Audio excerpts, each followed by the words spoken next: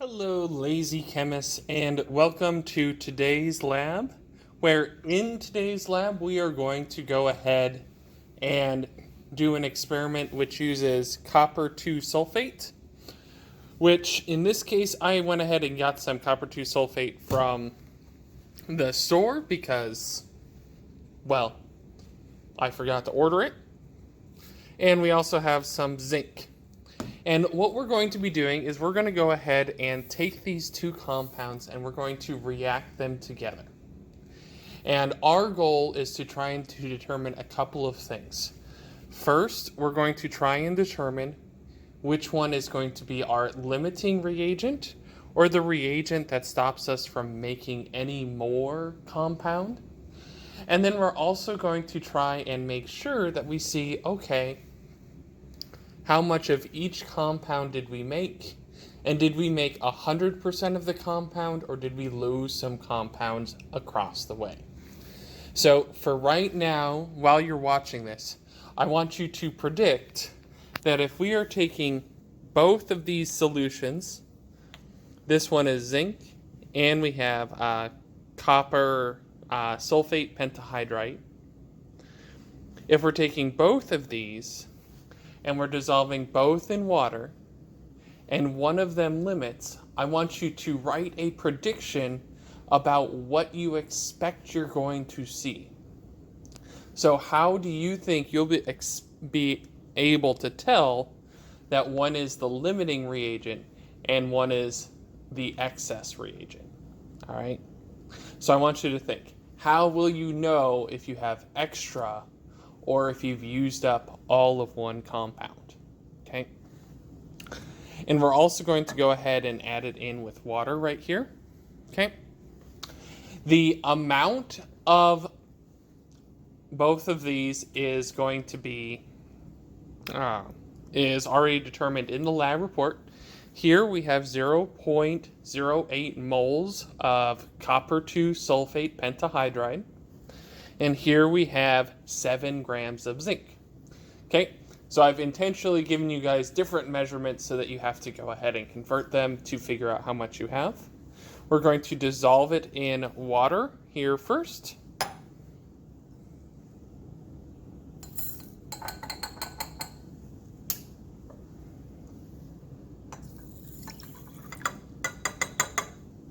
Okay, I'm dissolving this one in water here first.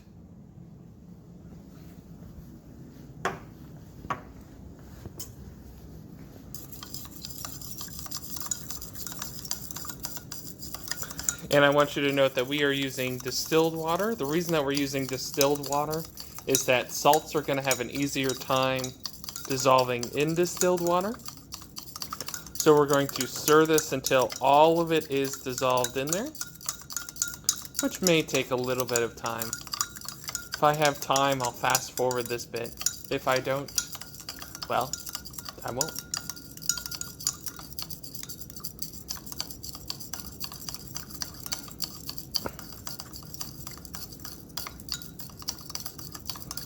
Okay, and I want you to notice that we have this nice blue color here.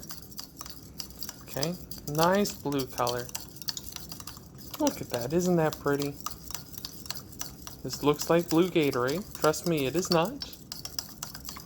It is copper 2 sulfate. Nasty stuff if it gets in your system.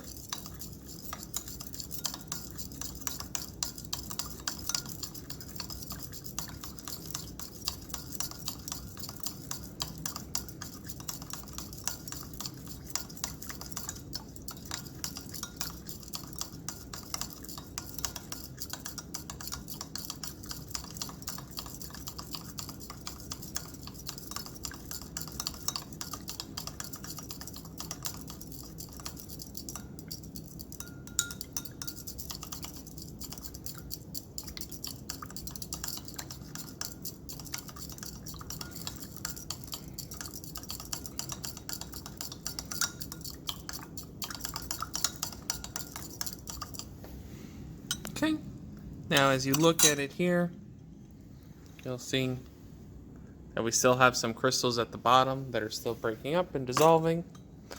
That's okay. Just have to continue to stir. And it's okay. Stirring a chemical can be nice and calming.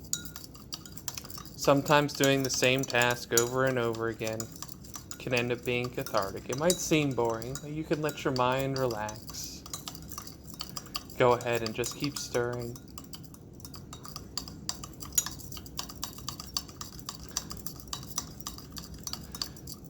Sometimes find just the solace of doing a singular task for a while.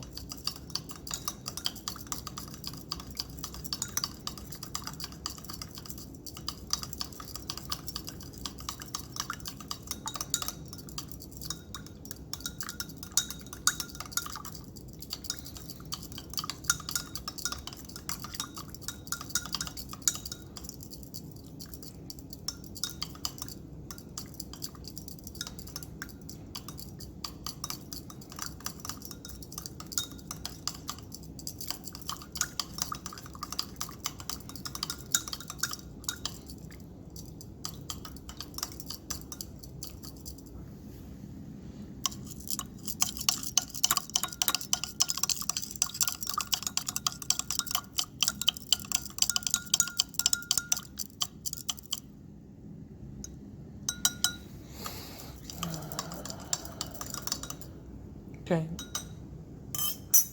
And so that you guys know, it's still dissolving in here. We still have those crystals. It's taken a little while.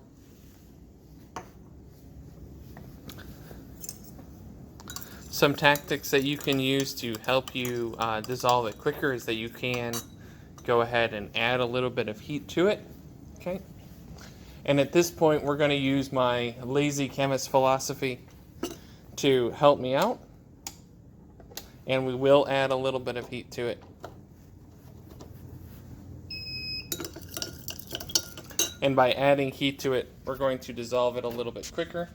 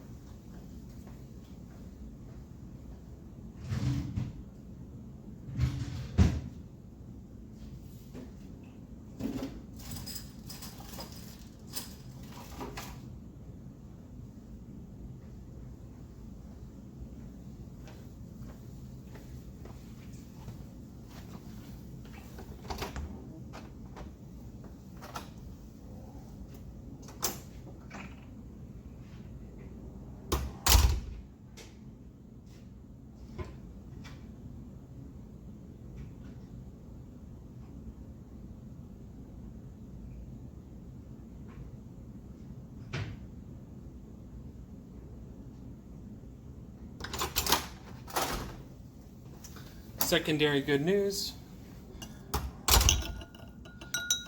Mr. Bradley found a stir bar. So what's going to happen here is that this is going to go ahead and help stir it for me.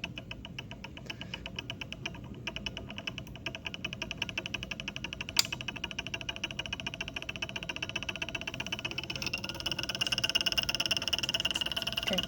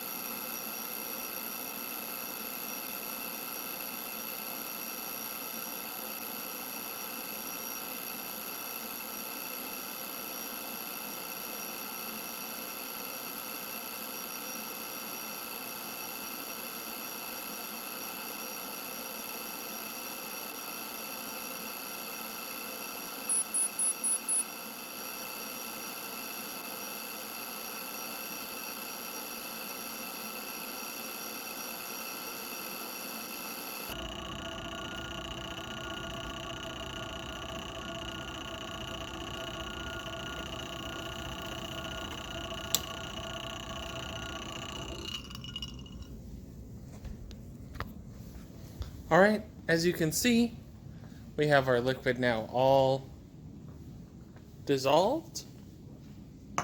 Well, we have our crystals all dissolved. So after we have all those dissolved, what we're going to do is we're going to get our same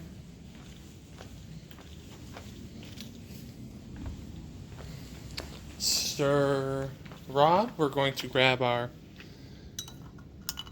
stir bar out of here. Actually, you know what? We'll probably pour these in first, and then we'll keep stirring it that way. Why? Because I don't want to stir it anymore. We're going to dump in our zinc. So take note, this is what the reaction looks like before. And we'll go ahead and pull it over to the stir bar. And we're going to allow this reaction to continue going forward. Okay, and we're actually going to watch this reaction for just a little bit, and then we're going to pause it for a while. And we'll wait till after school.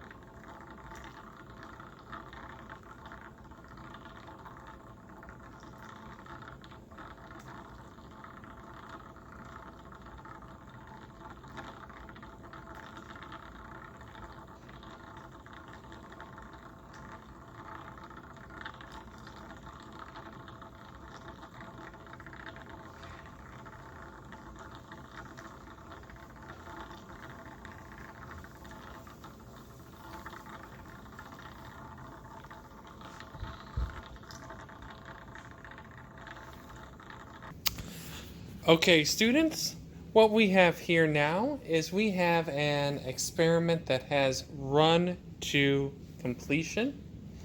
And because it has run to completion, we are going to go ahead and take a look at our substance here. And what you should notice here is that we now have some weird red stuff at the bottom.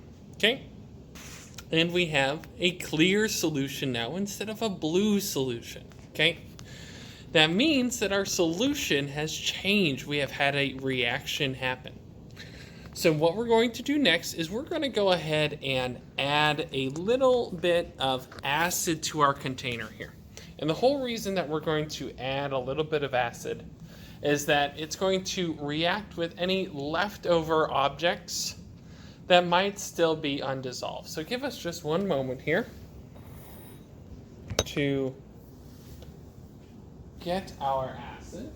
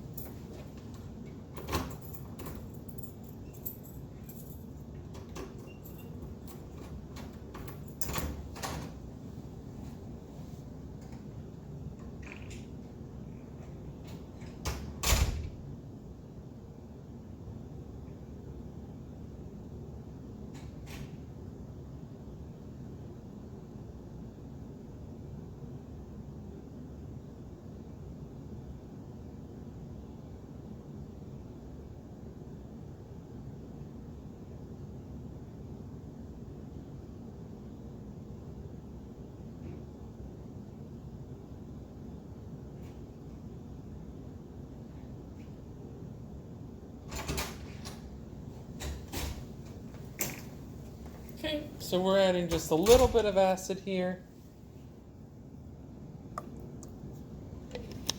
And this is just to finish the reaction going forward, making sure that there's no leftover zinc. Any other leftover things should be gone from here. Okay. And it looks like we did a fairly good job. We'll go ahead and give this a nice little stir. And what we're going to do next is we're going to go ahead and from here, we're going to filter this out, okay? So what we're doing now is we're just stirring to make sure that that acid fully reacts and incorporates in there to get rid of any leftover zinc that we may have, okay? And if there were any leftover zinc, what we would expect to see is that we would have bubbles, okay? Now, right now you guys should see that there are some bubbles that are forming on top of this solution, okay? Those bubbles are from the leftover zinc that's reacting with the acid in our solution, okay? So right now we've already established what our excess reagent was, because the excess reagent is reacting right now, and it's the zinc that's reacting with the hydrochloric acid, and it's releasing some hydrogen gas, okay? So now what we're going to do is we're going to move over to our other station here, and this station is going to be how we're going to remove our sample right now, okay? So we are going to go ahead and test out our sample, and we're going to remove all of the copper that's in here, okay? So we're removing that copper, which means that we're going to have to filter it out because this is essentially a solid in a liquid solution. So what we'll do first is we're going to go ahead and take our filter paper right here. And since we're weighing it on the filter paper, we'll go ahead and take our filter paper and we're going to put it onto our scale. And we should notice, hey, wait a minute, it doesn't fit, okay? And it will not fit, okay? This is a big piece of filter paper. It's not going to fit on that scale. What we will do is we're going to go ahead and fold it into eighths. Okay, so we're going to fold it in half. Trying to do this one-handed while recording.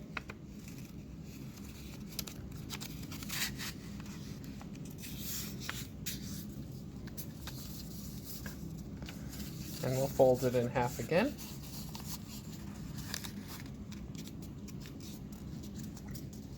You'll see why we're folding it in eighths in just a second here. Then we'll fold it in half one more time. Then we'll go ahead and turn on our scale.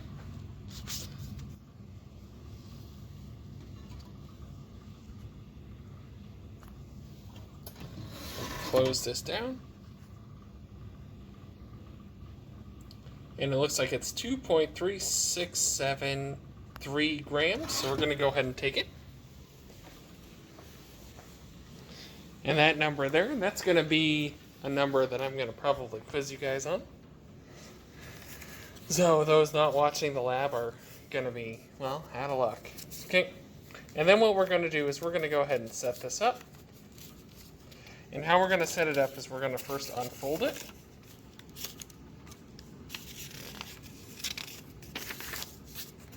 And then we're going to go ahead and take two parts of it. We're going to fold them in together and then down. Okay? And now we have a nice cone. Okay? And I'm actually going to grab a different funnel.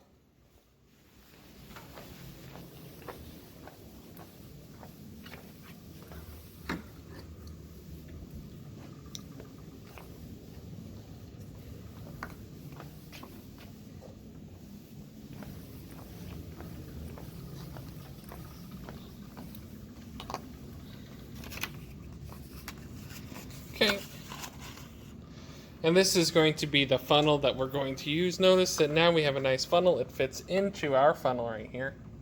Look at that, all nicely fit. And now we can filter out our solution. Okay, so we're going to take our solution. We've measured our filter paper, and we're going to try and make sure that we get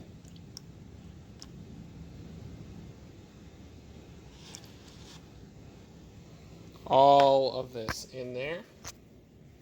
Okay.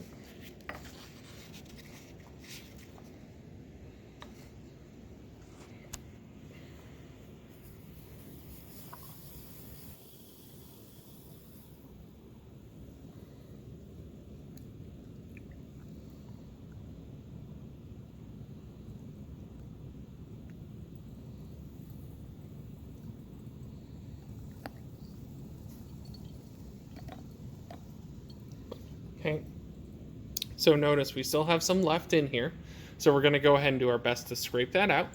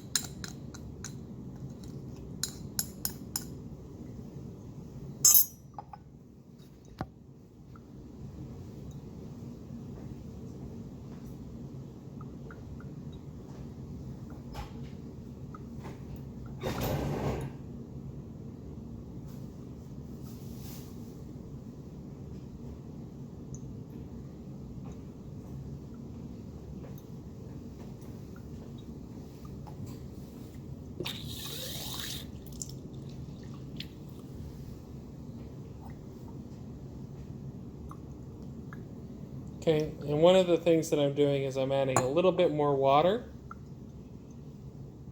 And that's just to help me move more of this down here.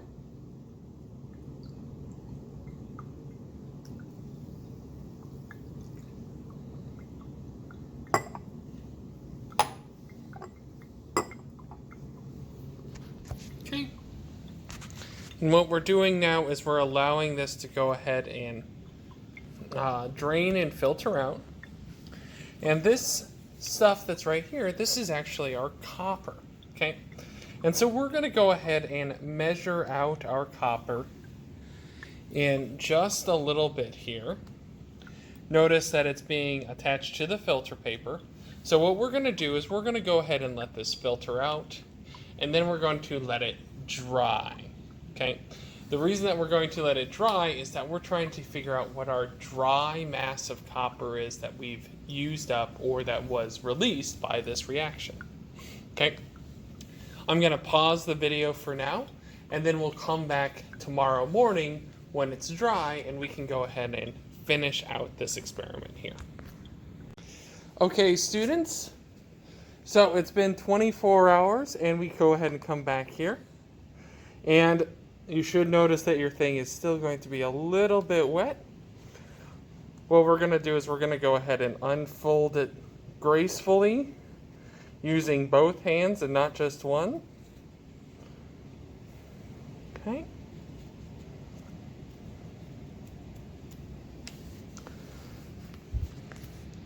That's how we unfold. All right, welcome back. I have now dried our complete our amount of copper here, and this is on the same paper that we had from before. What we're now going to do is we're going to go ahead and take this copper, and we're going to weigh it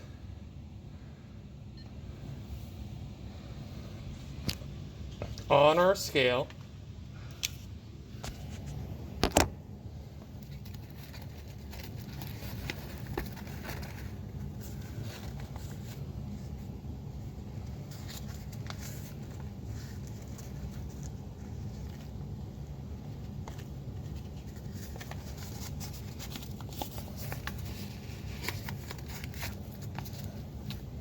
And I want you to notice that really quickly. I ended up folding it up, mainly just so that we didn't lose any compound and to make sure that it fit all the way on the scale.